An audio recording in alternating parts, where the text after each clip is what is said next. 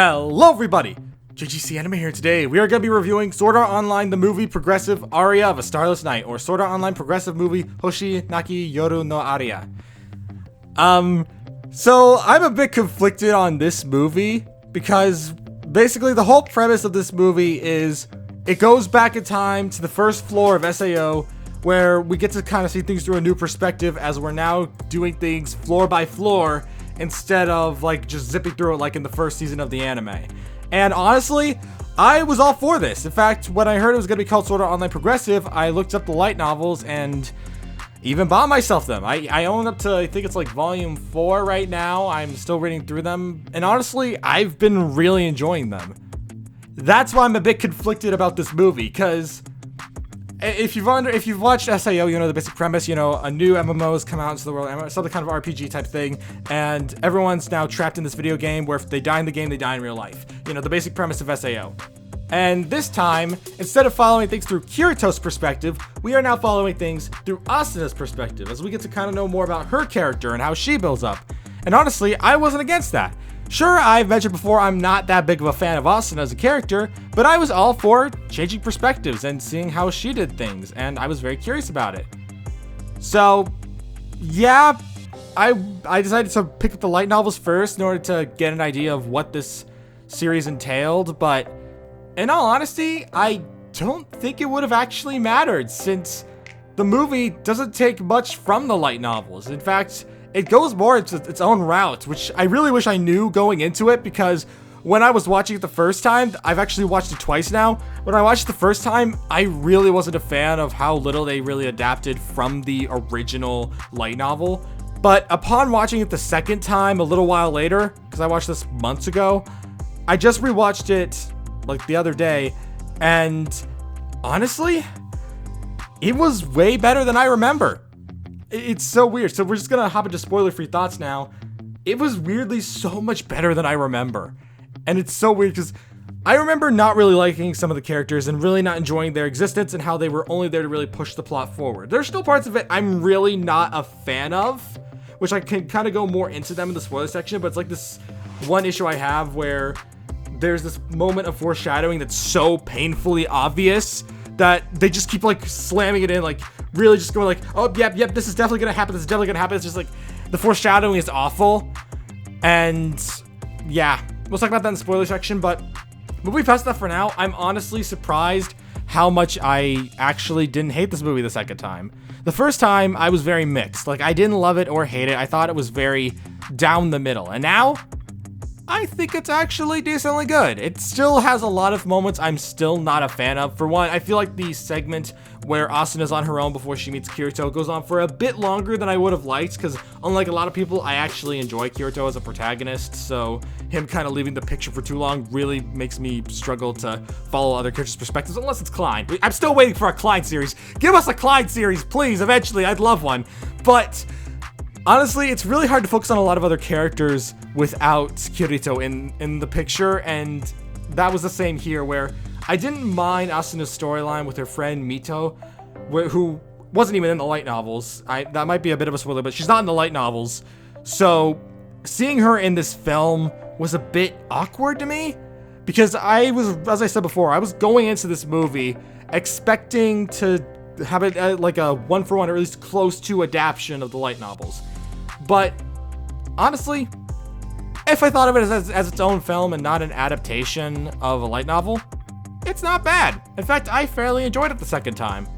I even got to one part of it where I was actually pretty hyped. And overall, even though the story is kind of almost a repeat of the first 2 or so episodes of, I don't know how many episodes it was, but it was the first few episodes of SAO taken on the first floor, it's not bad. I honestly did find myself enjoying it. And there is some new stuff, you know, that I, again, can talk about in the spoiler section in a minute. But overall, I did have a much better time on the second watch, and it was very enjoyable. It wasn't like super like over the top, oh my gosh, this is peak SAO. I still haven't found anything close to Alicization in that regard. This movie definitely doesn't top Alicization, which still stands as my favorite season of SAO. War of Underworld, as I mentioned, I'm not a big fan of, but Alicization was such a good season that seeing everything else just kind of feels awkward. And this movie, as excited as I was to watch it, it wasn't as good as I wanted it to be, but I still enjoyed it nonetheless. So yeah, that's all I can really say without spoiling too much. So we're just getting into the spoiler section now. Here's a timestamp to when the spoilers will end. If you have seen the movie, I'd recommend sticking around and hearing my thoughts. But if you haven't, I recommend skipping to the end so you don't get any spoilers. But again, if you have seen it, stick around so you can hear my full thoughts. And yeah, I'm going to count down from 5 and we're going to enter the spoiler section. 5, 4, 3, 2, 1. Okay, so what did I mean by kind of like ham-fisted foreshadowing? There was this moment where Asuna's friend, who again didn't exist in the light novels, but she is in this movie, Misumi or Mito, is just literally she and Asuna run into these group of players who are dying to a trapped chest, and so they run away. And then after they're back at their inn, Mito is just like, "Don't worry, Asuna, I won't do anything by leaving you behind to dying." And Asuna's like, "I know you won't leave me behind to die. Don't worry, I definitely won't leave you behind to die." And it's just, it feels so ham-fisted. Like, it's so obvious from the get-go that you just think, I think she's gonna leave her to die. And what do you know? Of course she does. And of course it's not like a, "Oh my gosh, I wanted to kill her off" type of die. She's like it's more of a, "I'm out of potions and I don't want to die to go save my friend, so she's just gonna have to die and I'll live with the guilt" type of left to die. And honestly, it made Mito a kind of frustrating character to me. Like, I am not a fan of her character. She literally exists there purely to try to like push Asuna forward. In the light novels, Asuna just kind of did things on her own and was not too sure about things. I don't know. I don't remember the specifics. I haven't read the light novels in a long time, but when I was reading it, I remember that she was a lot more like in the circle of Kirito and this other character who was introduced in the movie, but only at the very end, even though she's like a prominent character in the light novels. And honestly, it just feels like Mito was just there to fill that gap, to kind of like push that story thread forward. And honestly, I didn't like her that much. And the fact that it looks like she's going to be a part of the cast for the next movie, I'm not a big fan of. I don't like her character that much. She literally exists to me as a plot point. However, she was a lot better on the second watch. I found her to be pretty much insufferable in the first watch, because I thought, oh, she's just that type of character. She exists for this reason alone. But upon rewatching it a second time, I've realized the full thought process of how things are going for her. I understand how she feels, and it gives me a lot more of a clear picture of who she is as a character. Still don't like her, but I have an understanding of her now, so I'm cool with that. I mentioned this before, that was a problem. Moving on past that stuff for now. Another problem I did have was how long the Mito and Asuna events played out in the movie. The movie is about an hour and a half, or around an hour and 40 minutes, close to that, which is not a bit shorter than the other movie, the Sword Art Online Ordinal Scale movie, which is still one of my favorite movies of all time. And it's a bit frustrating because this movie feels a lot more rushed. Like, it definitely feels like it's just kind of scooting from thing to thing to thing to thing to thing. And I think the reason behind that is because, unlike Ordinal Scale, they have to try to finish the first floor by the end of this movie, since they're trying to adapt every single floor by light novel number, since the first volume covers the first 2 floors, but then every floor after that, or every volume after that, covers 1 floor. And they're trying to cover each volume in 1 movie. And I understand that's why it feels very rushed, but it is still a bit frustrating how we just keep moving from thing to thing. As I mentioned before, on the second time, it wasn't as painful. It definitely felt less rushed the second time around. And basically, it's kind of given me a new respect for the movie. What it was originally, I thought, a pretty mediocre to almost bad movie. Upon rewatch, I'm really glad I did sit down and rewatch it, because it was a lot more fun the second time, especially when we got to the big final floor boss fight. This time around, I was so hyped, so excited. When the music kicked in, I was super happy with how things were going out. I was literally cheering the characters on. Even though I knew they were going to win, it was still a thrill, and I just found myself enjoying it so much more this time around. I just keep mentioning this time around, but yeah. So overall, I definitely had a lot more of a fun time with this movie. Although, I am a bit upset that because Asuna and Mito are such a major focus in the movie, there's not much Kirito till about, or as I mentioned, around 40 or so minutes in. Where, everything past that point after Asuna and Kirito start meeting and interacting, that's when I feel like things get really good. That's when things start to pick up for me and actually make the movie entertaining. Basically, those first 40 or so minutes, maybe 10 minutes at the beginning were interesting, but then everything else in SAO with Mito and Asuna was kind of mediocre to me. But once Kirito and Asuna started like interacting, that's when I started to really get into the movie and I enjoyed it a lot more. And that might be weird, because a lot of people will hate on Kirito being like this generic protagonist who doesn't have any interesting factors to him, but I've never really felt that way about Kirito. In fact, he was probably one of the best characters to me in Alicization, the 3rd season of SAO, along with Best Boy Yu-Gi-Oh, who, yes, I call him Best Boy Yu-Gi-Oh.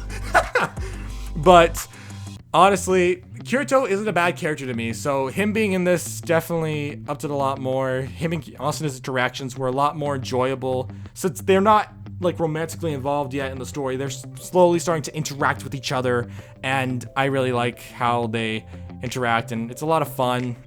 Especially since we kind of get to see a more awkward side of Kirito as he's trying to get to know how to interact with people.